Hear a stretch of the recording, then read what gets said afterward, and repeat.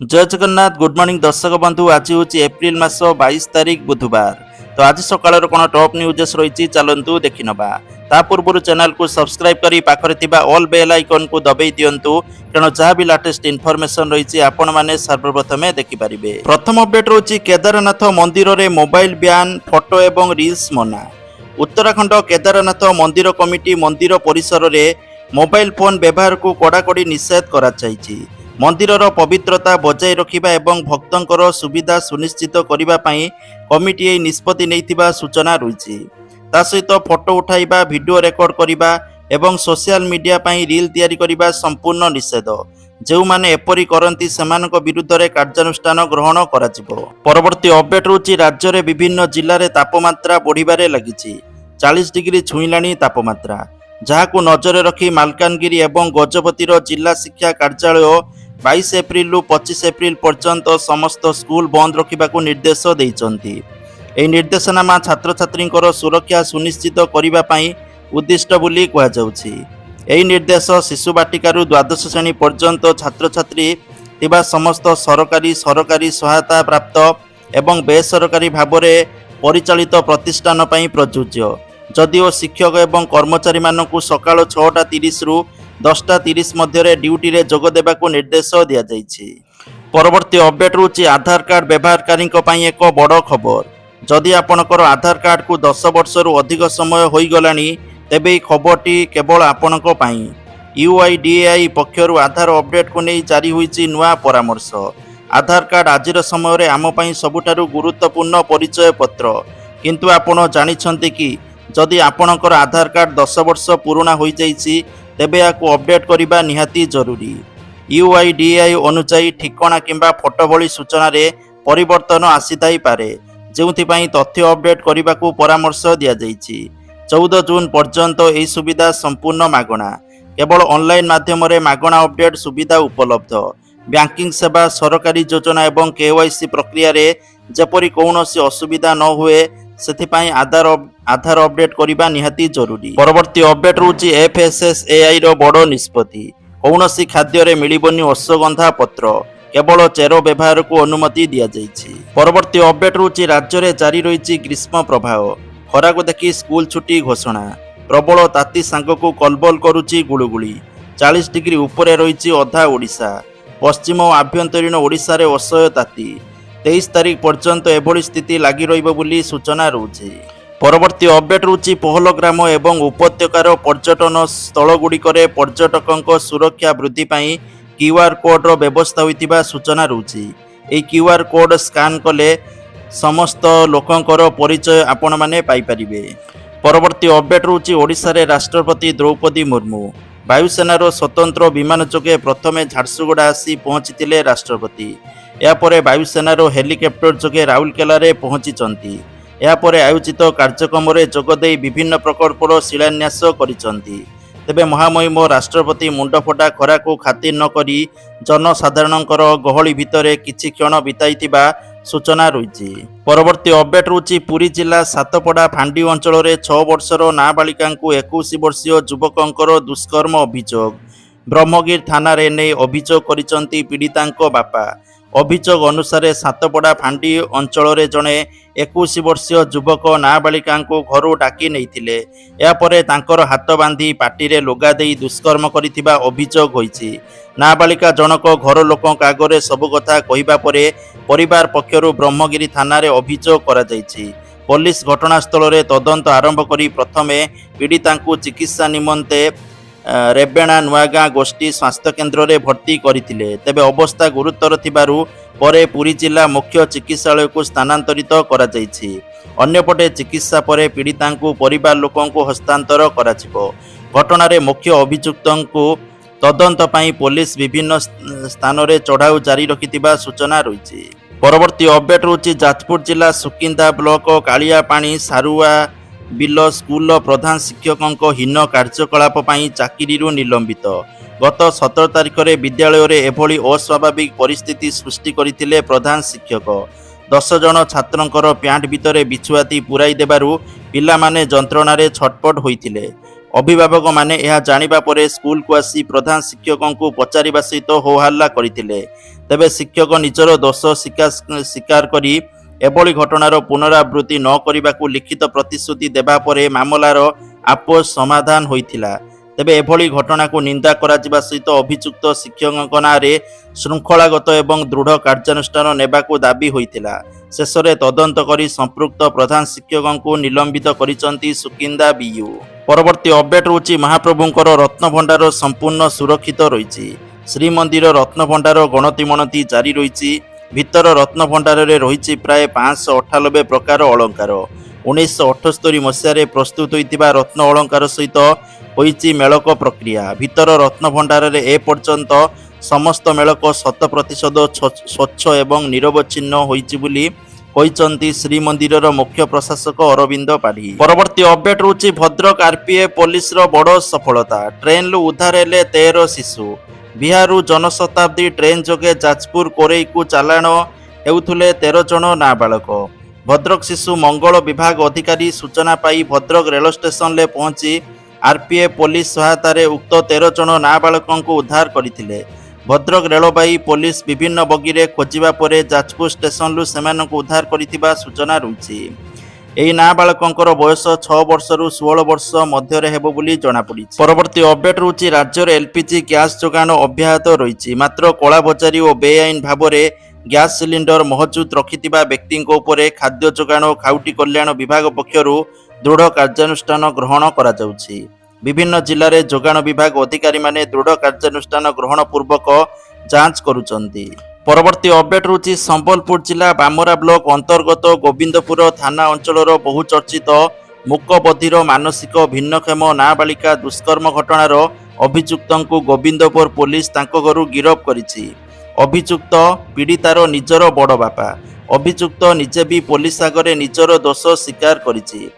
ସୂଚନାଯୋଗ୍ୟ କିଛି ଦିନ ତଳେ ପୀଡ଼ିତାଙ୍କ ସମ୍ପର୍କୀୟଙ୍କ ସମେତ ମୋଟ 7 ଜଣଙ୍କ ରକ୍ତ ନମୁନା ସଂଗ୍ରହ କରାଯାଇ ଭୁବନେଶ୍ୱର ସ୍ଥିତ ଲ୍ୟାବକୁ ପଠାଯାଇଥିଲା। ସେଥିରୁ ପ୍ରମାଣ ମିଳିବା ପରେ ଅଭିଯୁକ୍ତଙ୍କୁ ପୋଲିସ ଗିରଫ କରିଛି। ଅଭିଯୁକ୍ତଙ୍କୁ ପୋଲିସ କୋର୍ଟ ଚାଲାଣ କରିବ ବୋଲି ସୂଚନା ରହୁଛି। ପରବର୍ତ୍ତୀ ଅପଡେଟ୍ ହେଉଛି ବଲାଙ୍ଗୀର ଜିଲ୍ଲାରେ ସ୍କୁଲ କଲେଜ ଅଙ୍ଗନବାଡ଼ି କେନ୍ଦ୍ର ଛୁଟି 4 ଦିନ ବଢ଼ିଲା। 22ରୁ 25 ତାରିଖ ଯାଏଁ ଛୁଟି ବୃଦ୍ଧି କଲା ଜିଲ୍ଲା ପ୍ରଶାସନ। ସିଲାବସ୍ ଶେଷ କରିବା ପାଇଁ ଅନଲାଇନରେ କ୍ଲାସ ନିର୍ଦ୍ଦେଶ ଦିଆଯାଇଛି। ଶିକ୍ଷକ ଏବଂ ଅଧ୍ୟାପକ ସ୍କୁଲ କଲେଜକୁ ଆସି ଅନଲାଇନ୍ କ୍ଲାସ କରିବେ। ଅଙ୍ଗନବାଡ଼ି କର୍ମୀ ରନ୍ଧା ଖାଦ୍ୟ ବଦଳରେ ପିଲାଙ୍କ ଘରେ ରାସନ ପହଞ୍ଚାଇବେ। ପରବର୍ତ୍ତୀ ଅପଡେଟ୍ ହେଉଛି ଗଜପତି ଜିଲ୍ଲାରେ 3 ଦିନ ସ୍କୁଲ ଛୁଟି ଘୋଷଣା। ଗଜପତି ଜିଲ୍ଲାରେ ସବୁ ସ୍କୁଲ ଆସନ୍ତା 3 ଦିନ ଛୁଟି ଘୋଷଣା କରାଯାଇଛି। 22ରୁ 24 ତାରିଖ ଯାଏଁ ସବୁ ସ୍କୁଲ ଛୁଟି ଘୋଷଣା କରାଯାଇଛି। ପ୍ରବଳ ଖରା ଓ ହିଟ୍ ୱେଭ୍କୁ ଦୃଷ୍ଟିରେ ରଖି ନିଷ୍ପତ୍ତି ନିଆଯାଇଛି। ଶିଶୁ ବାଟିକାରୁ ଦ୍ୱାଦଶ ଶ୍ରେଣୀ ଯାଏଁ ସବୁ ସ୍କୁଲ ଛୁଟି ରହିବ। ପୂର୍ବ ନିର୍ଦ୍ଧାରିତ ସୂଚୀ ଅନୁଯାୟୀ ପରୀକ୍ଷା ଅନୁଷ୍ଠିତ ହେବ। ପରବର୍ତ୍ତୀ ଅପଡେଟ୍ ହେଉଛି ଖରା ଛୁଟିରେ ପାଠ ପଢ଼ିବେ ପିଲା। ଅଭିଭାବକଙ୍କ ହ୍ୱାଟ୍ସଆପ୍ରେ ଦିଆଯିବ ପାଠ।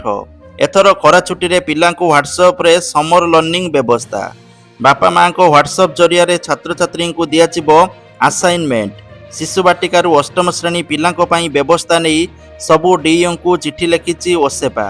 ସବୁ ଜିଲ୍ଲା ଶିକ୍ଷା ଅଧିକାରୀଙ୍କୁ ଆସନ୍ତା 25 ତାରିଖ ସୁଦ୍ଧା ହ୍ୱାଟ୍ସଆପ୍ ଗ୍ରୁପ ପାଇଁ ନିର୍ଦ୍ଦେଶ ଦିଆଯାଇଛି। ଶିଶୁ ବାଟିକାଠାରୁ କ୍ଲାସ 8 ପର୍ଯ୍ୟନ୍ତ ଛାତ୍ରଛାତ୍ରୀଙ୍କ ପାଇଁ ବର୍ଗ ଓ ବିଷୟ ଅନୁଯାୟୀ ଅଭ୍ୟାସ ପତ୍ର ପ୍ରସ୍ତୁତ କରାଯାଇଛି, ଯାହା ଗ୍ରୀଷ୍ମ ଛୁଟି ସମୟରେ ଅଭ୍ୟାସ ପାଇଁ ଛାତ୍ରଛାତ୍ରୀଙ୍କୁ ଦିଆଯିବ।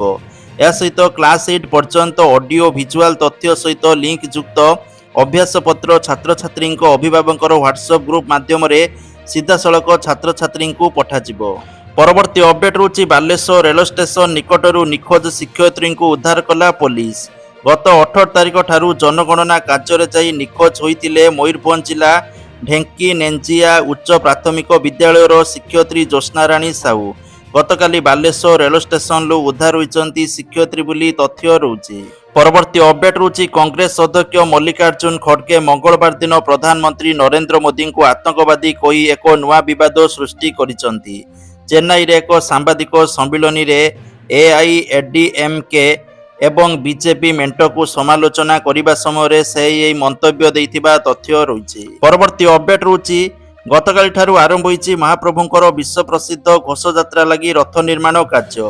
ବିଶ୍ୱ ନୟନ୍ତାଙ୍କ ରଥଯାତ୍ରା ଲାଗି ପ୍ରସ୍ତୁତି ଆରମ୍ଭ ହୋଇଛି। ଚଳଚଞ୍ଚଳ ହୋଇପଡ଼ିଛି ରଥାଖଳ। ଅକ୍ଷୟ ତୃତୀୟାରେ ରଥଘାଟ ଅନୁକୂଳ ହୋଇଥିଲା। ତେଣୁ ଗତକାଲି ଠାରୁ ସେବକମାନେ ଫାସି କାଠକୁ କାଟି ତୁମ୍ଭ ନିର୍ମାଣ କରିଥିବା ସୂଚନା ରହିଛି। ପରବର୍ତ୍ତୀ ଅପଡେଟ୍ ହେଉଛି ସ୍ମାର୍ଟ ସିଟିକୁ ମିଳିଲା ନୂଆ ଭେଟି। ରାଉରକେଲା କପ୍ 158 କୋଟି ଟଙ୍କାର ପ୍ରକଳ୍ପ ଭେଟିଦେଲେ ରାଷ୍ଟ୍ରପତି ଦ୍ରୌପଦୀ ମୁର୍ମୁ। ଦିନିକିଆ ଗସ୍ତରେ ଆସି ପ୍ଲାନେଟୋରିୟମ୍ ଏବଂ ବିଜ୍ଞାନ କେନ୍ଦ୍ର, ଆଦିବାସୀ ସଂଗ୍ରହାଳୟ, integrated command and control centre ଆଦିର ଲୋକାର୍ପଣ କରିଛନ୍ତି। ସେକ୍ଟର 13 ପଡ଼ିଆରେ ଆୟୋଜିତ ସମାବେଶରେ ଯୋଗଦେଇ ଅଭିଭାଷଣ ରଖିଛନ୍ତି। ରାଷ୍ଟ୍ରପତିଙ୍କୁ ସ୍ୱାଗତ କରିଥିଲେ ଜିଲ୍ଲାର 10,000ରୁ ଅଧିକ ସ୍କୁଲ ଛାତ୍ରଛାତ୍ରୀ। ମହାମହିମଙ୍କ ଗସ୍ତ ପାଇଁ ରାଉରକେଲାରେ କଡ଼ା ସୁରକ୍ଷା ବ୍ୟବସ୍ଥା ଗ୍ରହଣ କରାଯାଇଥିଲା। ପରବର୍ତ୍ତୀ ଅପଡେଟ୍ ହେଉଛି ପଶ୍ଚିମବଙ୍ଗରେ ଲାଗିଲା ନିର୍ବାଚନୀ କଟକଣା। ଦିନରେ ବାଇକ୍ ପଛରେ ବସାଇବା ମନା, ରାତିରେ ବାଇକ୍ ଚଲାଇବା ବିଲକୁଲ ମନା। ପଶ୍ଚିମବଙ୍ଗ ପ୍ରଥମ ପର୍ଯ୍ୟାୟ ମତଦାନ ଏପ୍ରିଲ 23ରେ ହେବ। ଏହା ପୂର୍ବରୁ ପଶ୍ଚିମବଙ୍ଗରେ 2 ଚକିଆ ଯାନ ଉପରେ କଟକଣା ଲଗାଯାଇଛି। ବାଇକ୍ରେ ରାଲି ବ୍ୟାନ୍ କରିବା ସହିତ ରାତିରେ ବାଇକ୍ ଚଲାଇବା ଉପରେ କଟକଣା ଲଗାଯାଇଛି। ବାଇକ୍ରେ ପଛରେ କାହାକୁ ବସାଇବା ଉପରେ ମଧ୍ୟ କଟକଣା ଲଗାଇଛନ୍ତି ନିର୍ବାଚନ କମିଶନ।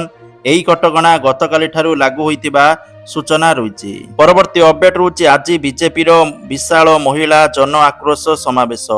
ମହିଳା ବିଲ୍କୁ ବିରୋଧୀ ଦଳ ସମର୍ଥନ ନ ଦେବା ପ୍ରସଙ୍ଗରେ ରାଜ୍ୟ ସ୍ତରରୁ ମଣ୍ଡଳ ସ୍ତର ପର୍ଯ୍ୟନ୍ତ କ୍ୟାମ୍ପେନ୍ କରିବ ବିଜେପି। ଅପରାହ୍ନ 4ଟାରୁ ପ୍ରଦର୍ଶନୀ ପଡ଼ିଆରୁ ଲୋୟର ପିଏମ୍ଜି ଯାଏଁ ବିଶାଳ ରାଲି କରାଯିବ। ସବୁ ବର୍ଗର 50,000ରୁ ଉର୍ଦ୍ଧ୍ୱ ମହିଳାଙ୍କୁ ସାମିଲ କରାଯିବ ବୋଲି ତଥ୍ୟ ରହୁଛି। ପରବର୍ତ୍ତୀ ଅପଡେଟ୍ ହେଉଛି ବଢ଼ିଲା ଏସ୍ଡିପିଓଙ୍କ ଅଡ଼ୁଆ, ବଦଳିଲେ ଖଣ୍ଡପଡ଼ା ଏସ୍ଡିପିଓ। ବିବାହିତ ମହିଳାଙ୍କୁ ଖଣ୍ଡପଡ଼ା ଏସ୍ଡିପିଓଙ୍କର ପ୍ରେମ ନିବେଦନ ମାମଲାରେ କାର୍ଯ୍ୟାନୁଷ୍ଠାନ ନିଆଯାଇଛି। ଖଣ୍ଡପଡ଼ା ଏସ୍ଡିପିଓଙ୍କୁ ନୟାଗଡ଼ ହେଡ୍କ୍ୱାର୍ଟରକୁ ବଦଳି କରାଯାଇଛି। ଜଣେ ବିବାହିତଙ୍କୁ ପୋଲିସ ବାବୁ ପ୍ରେମ ନିବେଦନ କରୁଥିବା ଅଡିଓ ରେକର୍ଡିଂ ଭାଇରାଲ ହୋଇଥିଲା। ରେକର୍ଡିଂ ଭାଇରାଲ ହେବା ପରେ ମହିଳା ଜଣକ ହାଇକୋର୍ଟ ମାନବାଧିକାର କମିଶନର, ମହିଳା କମିଶନର ଓ ଫତେଗଡ଼ ଥାନାର ଦ୍ୱାରସ୍ଥ ହୋଇଥିବା ସୂଚନା ରହିଛି। ପରବର୍ତ୍ତୀ ଅପଡେଟ୍ ହେଉଛି ସୁନାଦରକୁ ନେଇକି ଓଡ଼ିଶା ରାଜଧାନୀ ଭୁବନେଶ୍ୱରରେ ଆଜି 22 କ୍ୟାରେଟ୍ ସୁନା ମୂଲ୍ୟ 10 ଗ୍ରାମ ପ୍ରତି 1,42,350 ଟଙ୍କା ଥିବାବେଳେ 24 କ୍ୟାରେଟ୍ ସୁନା ମୂଲ୍ୟ 10 ଗ୍ରାମ ପ୍ରତି 1,55,290 ଟଙ୍କା ଥିବା ରେକର୍ଡ ହୋଇଛି। ତ ସେହିପରି ରୂପା ଦର କେଜି ପିଛା 2,65,000 ଟଙ୍କାରେ ପହଞ୍ଚିଛି।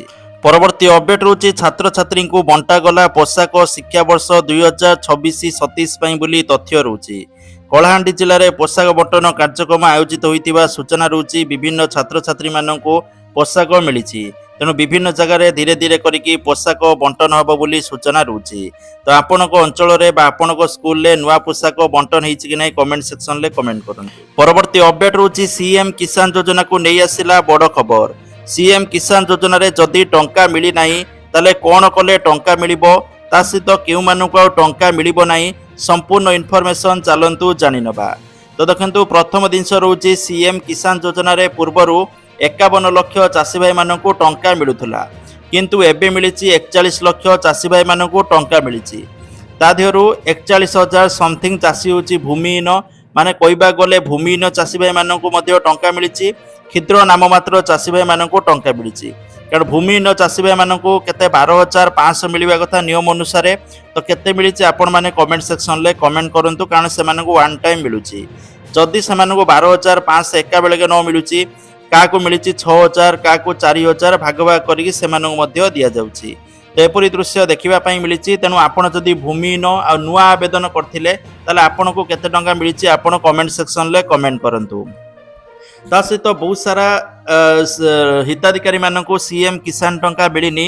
ସିଏମ୍ କିଷାନ ଟଙ୍କା ମିଳିବାର ନ ମିଳିବାର ମୁଖ୍ୟ କାରଣ ହେଉଛି ଯେ ସେମାନେ ବ୍ୟାଙ୍କରେ EKYC କରିନାହାନ୍ତି। ବହୁତ ସାରା ହିତାଧିକାରୀଙ୍କର ବ୍ୟାଙ୍କ ଖାତାଟି ଆକ୍ଟିଭ ନାହିଁ ବା ବ୍ୟାଙ୍କ ଖାତାରେ ଟ୍ରାଞ୍ଜାକ୍ସନ୍ ବଗେରା କରୁନାହାନ୍ତି, ଏମିତି ପକେଇକି ରଖୁଛନ୍ତି।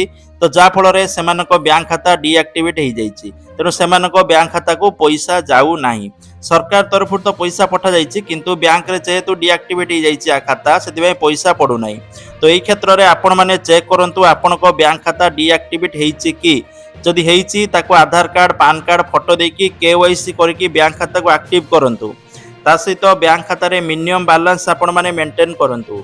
মনে রখন্তু বহুত ইম্পর্টান্ট ছোট জিনিস আপন মানে ভাবে এই ছোট জিনিস পয়সা কোন অটকি যাই পারে কিন্তু এই ছোট জিনিস পয়সা বি অটকি যাଉଛି ଆପଣଙ୍କ ବ୍ୟାଙ୍କ ଖାତାରେ ଯେଉଁ ମୋବାଇଲ ନମ୍ବରଟି ଲିଙ୍କ କରିଛନ୍ତି ସେଇ ମୋବାଇଲ ନମ୍ବର ଆଧାର କାର୍ଡରେ ଲିଙ୍କ ଥିବା ଦରକାର ଆଉ ସେମ୍ ମୋବାଇଲ ନମ୍ବର ସିଏମ୍ କିଷାନ ଯୋଜନାରେ ମଧ୍ୟ ରେଜିଷ୍ଟର୍ଡ ଦରକାର ଯଦି ଆପଣମାନେ ଏଠି ମୋବାଇଲ ନମ୍ବର ଛେଡ଼ଛାଡ଼ କରୁଛନ୍ତି ବା ଅଲଗା ମୋବାଇଲ ନମ୍ବର ଚେଞ୍ଜ ଚାଞ୍ଜ କରୁଛନ୍ତି ତାହେଲେ ମଧ୍ୟ ପଇସା ମିଳିବାରେ ପ୍ରୋବ୍ଲେମ ହେଉଛି ତେଣୁ ଏହି କ୍ଷେତ୍ରକୁ ଆପଣମାନେ ସଠିକ୍ ଦେଖନ୍ତୁ ତା ସହିତ ଯେଉଁମାନେ ସିଏମ୍ କିଷାନ ଯୋଜନାରେ ଇକେୱାଇସି କରିନାହାନ୍ତି ତାହା ମଧ୍ୟ ଆପଣମାନେ ଇକେୱାଇସିର ସ୍ଥିତି ଚେକ୍ କରନ୍ତୁ ବହୁତ ବର୍ଷ ପରେ ଇକେୱାଇସି କରିଥିଲେ ଯଦି ଇକେୱାଇସି କଟି ଯାଇଥିବ ଯେମିତି ସୁଭଦ୍ରା ଯୋଜନାରେ ଇକେୱାଇସି କଟି ଯାଉଛି ପୁନର୍ବାର ପୁଣି କରିବା ପାଇଁ କୁହାଯାଉଛି ତେଣୁ ସିଏମ୍ କିଷାନ ଯୋଜନାରେ ଯାଇକି ଦେଖନ୍ତୁ ଇକେୱାଇସିର ସ୍ଥିତି ଯାଞ୍ଚ କରନ୍ତୁ ଯେ ଆପଣଙ୍କର ଇକେୱାଇସି ଠିକ୍ ଅଛି କି ନାହିଁ ଯଦି ଇକେୱାଇସି ନାହିଁ ତାହେଲେ ଇକେୱାଇସି ପ୍ରଥମେ କରନ୍ତୁ ଯାଇକି ଜନସେବା କେନ୍ଦ୍ରରେ ଗଲେ କରିଦେବେ ତା ସହିତ ଆପଣମାନେ କୃଷକ ଓଡ଼ିଶାରେ ଯଦି ପଞ୍ଜୀକରଣ କରିନାହାନ୍ତି ତା ମଧ୍ୟ ପଞ୍ଜୀକରଣ କରନ୍ତୁ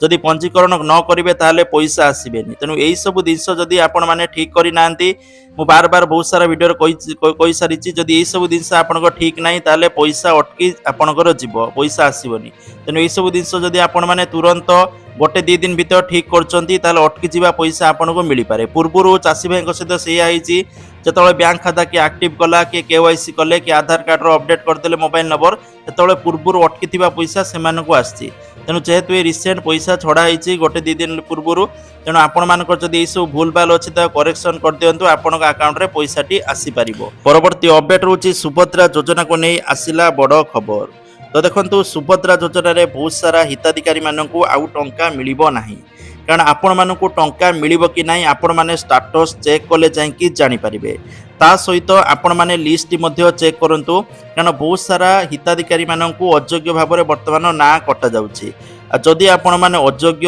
କିନ୍ତୁ ପଇସା ହାତଉଥିଲେ ସୁଭଦ୍ରା ଟଙ୍କା ତାହେଲେ ଆପଣଙ୍କ ନାଁକୁ କାଟି ଦିଆଯାଇଛି ଆପଣମାନେ ଥରେ ଷ୍ଟାଟସ୍ ଚେକ୍ କରିଦିଅନ୍ତୁ ଆଧାର ନମ୍ବର ଦେଇକି ନହେଲେ ଯାଇକି ଲିଷ୍ଟ ମଧ୍ୟ ଚେକ୍ କରନ୍ତୁ ଆପଣମାନେ ଜାଣିପାରିବେ ଆପଣଙ୍କୁ ପଇସା ମିଳିବ କି ନାହିଁ ଠିକ୍ ଅଛି ଆପଣଙ୍କର ଯଦି ଅଧିକା ଭୂମି ଅଛି ବା ଯେଉଁମାନେ ସ୍କୁଲରେ ଛାତ୍ରଛାତ୍ରୀ କଲେଜରେ ପଢ଼ୁଛନ୍ତି ସ୍କଲାରସିପ୍ ଆମାଉଣ୍ଟ ପାଉଛନ୍ତି ସେମାନଙ୍କ ନାଁ କାଟି ଦିଆଯାଇଛି ଯଦି ଆପଣଙ୍କର ଫୋର୍ ହ୍ୱିଲର ଅଛି ଯଦି ଆପଣମାନେ ଇନକମ୍ ଟ୍ୟାକ୍ସ ଦେଉଛନ୍ତି ବା ଆପଣଙ୍କ ଫ୍ୟାମିଲିରେ କେହି ବି ଇନକମ୍ ଟ୍ୟାକ୍ସ ଦେଉଛନ୍ତି ବା ଯଦି ଆପଣଙ୍କ ରାସନ କାର୍ଡ଼ ନାହିଁ ଏଭଳି ବିଭିନ୍ନ ଦେଖେଇକି ଆପଣଙ୍କ ନାଁକୁ କଟାଯାଉଛି ତେଣୁ ଆପଣମାନେ ନିହାତି ଭାବେ ଚେକ୍ କରନ୍ତୁ ଫାଷ୍ଟ ଜିନିଷ ସେକେଣ୍ଡ ଜିନିଷ ରହୁଛି ବର୍ତ୍ତମାନ ନୂଆ ଆବେଦନ ଚାଲିଛି ତେଣୁ ଯେଉଁମାନେ ପୂର୍ବରୁ କେବେ ବି ଆବେଦନ କରିନାହାନ୍ତି ଏପ୍ରିଲ ସୁଦ୍ଧା 21 ବର୍ଷ ହେଉଛି ତେଣୁ ସେମାନେ ନୂଆ ଆବେଦନ କରନ୍ତୁ ନୂଆ ଆବେଦନ ଏପ୍ରିଲ 30 ଭିତରେ କରିବେ ଯେଉଁମାନେ ଯୋଗ୍ୟ ବିବେଚିତ ହେବେ ସେମାନଙ୍କୁ ଏକାବେଳକେ 10,000 ଟଙ୍କା ମିଳିବ ଆଉ ସୁଭଦ୍ରା ଯୋଜନାର ଯେଉଁ ପରବର୍ତ୍ତୀ କିସ୍ତି ବା ପଞ୍ଚମ ପର୍ଯ୍ୟାୟ କିସ୍ତି ଆପଣଙ୍କୁ ରାକ୍ଷୀ ପୂର୍ଣ୍ଣିମା ବା ଅଗଷ୍ଟ ମାସ 28 ତାରିଖରେ ପ୍ରଦାନ କରାଯିବ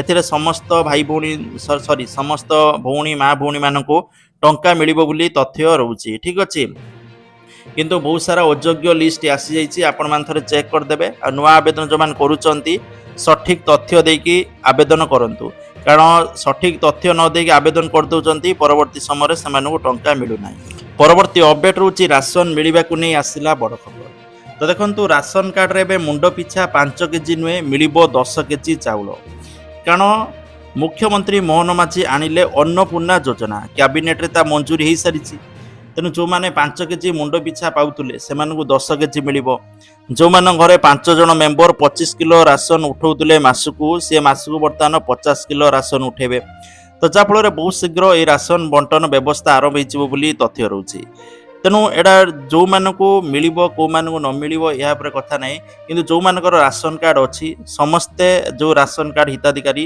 ସମସ୍ତଙ୍କୁ ଏହାର ଲାଭ ମିଳିବ ବୋଲି ତଥ୍ୟ ରହୁଛି କିନ୍ତୁ କେବେଠାରୁ ମିଳିବ ଏନେଇ କୌଣସି ସୂଚନା ଦିଆଯାଇ ନାହିଁ ଆଶା କରାଯାଉଛି ମାସେରୁ 2 ମାସ ଭିତରେ ଏ ଅନ୍ନପୂର୍ଣ୍ଣା ଯୋଜନାର ଲାଭ ହିତାଧିକାରୀମାନଙ୍କୁ ମିଳିବ ମାନେ ଯେବେଠାରୁ କେନ୍ଦ୍ର ରାସନ ଦିଆଯିବ ତ ସେହି ସମୟରେ ମିଶାଇକି ଏ ରାସନ ଦିଆଯିବ ବୋଲି ତଥ୍ୟ ରହୁଛି ପରବର୍ତ୍ତୀ ଅପଡେଟ୍ ରହୁଛି ଏଲ୍ପିଜି ଗ୍ୟାସ୍କୁ ନେଇ ଆସିଲା ବଡ଼ ଖବର କାରଣ ଯଦି ଆପଣମାନେ ଏଲ୍ପିଜି ଗ୍ୟାସ୍ ଗୋଟେ ନୂଆ ବୁକ୍ କରୁଛନ୍ତି ତାହେଲେ ମିନିମମ୍ 20ରୁ 25 ଦିନ ଭିତରେ ଆପଣଙ୍କୁ ଗ୍ୟାସ୍ଟି ମିଳିବ ତା ଦେହରେ ଯଦି ଆପଣମାନେ ବି ଇକେୱାଇସି ନ କରିଥିବେ ସେ ଗ୍ୟାସ୍ ଆପଣମାନେ ବୁକ୍ କରିଥିଲେ ବି ଗ୍ୟାସ୍ ମିଳୁନି ଆଉ ଯଦି ବି ଗ୍ୟାସ୍ କଷ୍ଟମଷ୍ଟେ ଆପଣଙ୍କୁ ମିଳିଯାଉଛି ତାହେଲେ ସବସିଡି ଟଙ୍କା ଯେଉଁ ମିଳୁଥିଲା 200 ଟଙ୍କା ତା ମଧ୍ୟ ଆପଣଙ୍କ ବ୍ୟାଙ୍କ ଖାତାରେ ପଡ଼ିବନି କାରଣ ଆପଣମାନେ ଇକେୱାଇସି କରିନାହାନ୍ତି ତେଣୁ ପ୍ରଥମେ ତ ଆପଣଙ୍କୁ ଇକେୱାଇସି କରତେ ପଡ଼ିବ ସେକେଣ୍ଡ ଜିନିଷ ରହୁଛି ଗ୍ୟାସ୍ର ବର୍ତ୍ତମାନ ଅଭାବ जो मैंने 5 लिट्रिया गैस व्यवहार करूचंती तो सरकार कहते जे कंपनी गैस थिले भरी पारिबे किंतु जो कंपनी गैस नुहे खाली 5 लिट्रिया गैस व्यवहार करूचंती विशेषकर छात्र छात्री श्रमिक से माने वर्तमान गैस भरते गले लिटर पिछा 200 रु 300 टंका विभिन्न जगह देवाक पड़ी खर्चांत होती गैस मिलूनी आ गैस जदि आपण माने ब्लैक रे आनिबे जदि आपण माने मु कहबी कटक भुवनेश्वर कथा ताले 2000 रु 3000 कोड़ी 4000 टंकार इमरी गैस दिया जाउची सरकार कहउचंती कला बजारी होउनी किंतु कला बजारी होउची जा फल रे गैस 2 रु 3000 टंकार बिकुचंती ठीक अछि। तो वर्तमान कथा रोची जे जो मानकर गोटे गैस से माने बुक कले से माननकु मिलुची 20 रु 25 दिन पर से माने बहुत हैरान हरकत हेबे तेणु गैस को नहीं सरकार वर्तमान कौन गोटे समाधान हो पारा ना कारण कहुच्छी घोषणा हो सब हो इमिन मिल सेमिन मिल किंतु एक्चुअली मिल पार ना तो जहाँफल लोक मैंने हिताधिकारी मैंने विभिन्न पंथा आपणाऊँच किए चुलीर रोषे गाँ गहली बर्तमान चुलीर रोषे करवा पूरा शिखिगले जहाँ गोटे गैस अभ्यास थिला से गैस अभ्यास छाड़ीगला बाकी सहरांचल इंडक्शन चूलार रोषे बर्तमान चली कारण गैस सरकार कहते ठीक भाव में चलती किंतु ठीक भाव में मिलूना आ सठिक समय मिलूना कारण जदि आप बुक कले 20 रु 25 दिन भीतर गैस मिल एत गैप हेले लोक मैंने हैरान हरकत होउछन। परवर्ती अपडेट रोची जगतसिंहपुर 3 दिन तलू निर्बंध सरीथिबा युवतींकर मृतदेह उद्धार सदर थाना जोगधारी छक ओयार हाउस निकटर मृतदेह उद्धार होईची मृत युवती काठियापड़ा गाँव मृत्युर कारण अस्पष्ट रही। परवर्ती अपडेट रोची दाऊ देखाउची ताती गतकाली 18 सहरर तापमात्रा 40 डिग्री उपरे थिला 43.6 डिग्री सहित झारसुगुड़ा सबुठारु उत्तप्त सहर संबलपुर और टिटलागढ़ में 42.5 degree Hirakud 42.4 degree Balangir 42.2 degree Anugul 42.1 degree Sonepur 41.7 degree Talcher और सुंदरगढ़ 41.5 डिग्री ढेंकानाल बरगढ़ और राउरकेला 41 डिग्री बौद्ध 40.7 डिग्री भवानीपाटना 40.5 डिग्री भद्रक और नयागढ़ तापमात्रा 40 डिग्री कटक 38.8 डिग्री भुवनेश्वर तापमात्रा 37.9 डिग्री रेकर्ड करा जायछि। परवर्ती अपडेट रोची राज्य ट्रांसजेंडर कल्याण बोर्ड गठन कले राज्य सरकार मुख्य शासन सचिव को कमिटीर अध्यक्ष दायित्व सामाजिक सशक्तिकरण भिन्नक्षम विभागर सचिव उपाध्यक्ष रहिबे विभागर निर्देशक सदस्य सचिव दायित्व तुलाइबे डीजीपी मध्य ट्रांसजेंडर कल्याण बोर्ड सदस्य रहिबे अध्यक्ष को मिसाई मोट 12 जन सदस्य कल्याण बोर्ड रे स्थानित। परवर्ती अपडेट रोची सहरांचल रे सुविधारे फ्लैट देबे राज्य सरकार महाराष्ट्र ढांचारे पीपीपी मोडरे हेबो प्रस्तुति एने खूब शीघ्र मोडालिटी प्रस्तुत हेबो कहिले राजस्व मंत्री महाराष्ट्र मॉडेल रे पीपीपी मोड रे फ्लैट निर्माण करी दिया जिवो अन्य राज्य मॉडेल बाबद रे भी अध्ययन करा जाउछि सेही बळी उद्योगी को सहरांचल रे जमी दिया जिवो किछि जमी निजे व्यवहार करिवे किछि जमी रे लोकंक पई फ्लैट करिवे बोली सूचना रहउछि। परवर्ती अपडेट रहउछि भुवनेश्वर 18टी नुआ शिल्प प्रकल्प को सिंगल विंडो अनुमोदन मुख्य सचिव अनु गौर को अध्यक्षतार अनुष्ठित SLSWCA रे अनुमोदन 18 नुआ शिल्प प्रकल्प पई व्यय हेबो 3887.14 कोटी 11 जिलार हेबो प्रकल्प 7565 नियुक्ति सृष्टि हेबो बोली तथ्य रहउछि। परवर्ती अपडेट रहउछि संबलपुर मुख्यमंत्री कन्या विवाह योजना रे जिला स्तरीय सामूहिक विवाह कार्यक्रम रे विवाह बंधन रे बांधिएले 22 जोड़ी बर कन्या बोली सूचना रहउछि कन्या अकाउंट को सीधा सड़क 45,000 टंका क्रेडिट करा जाउछि। परवर्ती अपडेट रहउछि आसंता 25 तारिख पर्यंत तातीरु निस्तार नाही येलो वार्निंग जारी राज्यर अधिकांश जिला पई हीट वेव नहीं जारी होईछि वार्निंग। तो आज केउझर मयूरभंज जिले में घड़घड़ी सहित वर्षा संभावना घड़घड़ी सहित वर्षा घंटारू 40 रु 50 किलोमीटर बेगरे पवन बहिबार संभावना थिबा तथ्य रहउछि। परवर्ती अपडेट रहउछि नयागढ़ रे मुख्यमंत्री कन्या विवाह योजना रे 22 जोड़ा बर कन्यांकर विवाह कला जिला प्रशासन गरीब और आर्थिक अनग्रसर परिवार कन्या विवाह पई 45,000 टंका लेखाएं आर्थिक सहायता प्रदान करुछंती सरकार। परवर्ती अपडेट रहउछि शिल्प विभाग अतिरिक्त मुख्य सचिव हेमंत शर्मांकर सूचना जेएसडब्ल्यू और पोस्को सहित एनई चुक्तिनामा होईछि आम हाथ में एवं 2टी स्टील प्लांट अच्छी बोली हेमंत शर्मा कहते 5 मिलियन केन्दुचर 6 मिलियन प्लांट ढेंकानाल 100 एकड़ जमी अच्छी आहरी आवश्यक पड़पे ଆବଶ୍ୟକୀୟ ଜମି ରାଜ୍ୟ ସରକାର ଯୋଗାଇ ଦେବେ। ଏହା ସହିତ ଅନୁମତି ଓ କ୍ଲିୟରାନ୍ସ ଠିକ୍ ସମୟରେ ଉପଲବ୍ଧ କରାଯିବ। ପରବର୍ତ୍ତୀ ଅପଡେଟ୍ ହେଉଛି ପିଲାଙ୍କୁ ବିଛୁଆତି ଦଣ୍ଡ, ମଧ୍ୟାହ୍ନରେ ଲୁଣ ଭାତରେ ଘଟଣାରେ ହେବ ଆକ୍ସନ। ନବରଙ୍ଗପୁର ଗସ୍ତରେ ଏପରି କହିଲେ ବିଦ୍ୟାଳୟ ଗଣଶିକ୍ଷା ମନ୍ତ୍ରୀ। ଉଭୟ ଘଟଣାର ତଦନ୍ତ ହେବ, ସତ୍ୟାସତ୍ୟ ଜଣାପଡ଼ିଲେ କଡ଼ା ଆକ୍ସନ। ବାଲିଗୁଡାରେ ଏକ ସ୍କୁଲରେ ପିଲାଙ୍କୁ ଭାତ ଲୁଣ ଦିଆଯିବା ଅଭିଯୋଗ ଆସିଛି। ଯାଜପୁରରେ ଏକ ବିଦ୍ୟାଳୟରେ ପ୍ରଧାନ ଶିକ୍ଷକ ପିଲାଙ୍କୁ ବିଛୁଆତି ଦଣ୍ଡ ଦେଇଛନ୍ତି। ଏହାପରେ ମଧ୍ୟ ଆକ୍ସନ ହୋଇଛି, ପ୍ରଧାନ ଶିକ୍ଷକଙ୍କୁ ନିଲମ୍ବିତ କରାଯାଇଛି। ପରବର୍ତ୍ତୀ ଅପଡେଟ୍ ହେଉଛି 17 ଜିଲ୍ଲାରେ ସ୍କୁଲ ସାମୟିକ ଛୁଟି ଘୋଷଣା କରାଯାଉଛି। କୋଉଠି 23 ତାରିଖ ପର୍ଯ୍ୟନ୍ତ, କୋଉଠି 25 ତାରିଖ ପର୍ଯ୍ୟନ୍ତ ଘୋଷଣା ହୋଇଛି।